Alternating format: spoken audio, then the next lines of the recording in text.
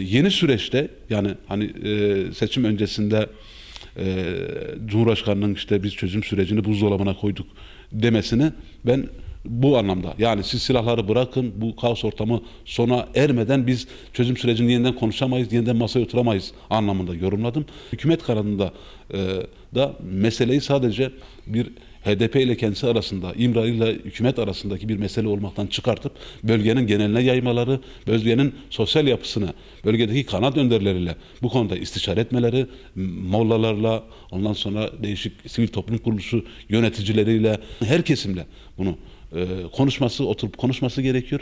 Hizbullah Doğu ve Güneydoğu Anadolu'nun gerçeği.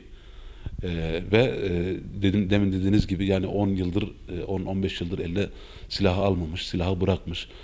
Tamamen işte yasal statüde dernekler bazında şemsiyesi altında faaliyet gösteren bir hareket. Dolayısıyla tabii ki muhatap alınması gerekiyor.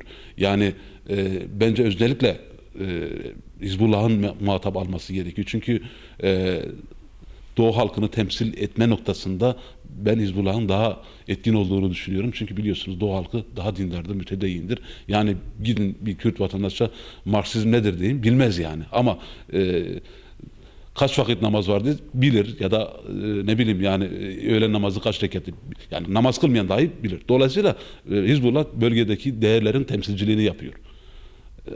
Şey gibi değil yani, HDP gibi ya da PKK gibi Kürt halkından kopuk, hem ruhen hem fikren kopuk bir hareket değil. Bu anlamda tabii ki Hizbullah'la da görüşülmesi gerekiyor. Mustazaflar hareketiyle de görüşülmesi gerekiyor.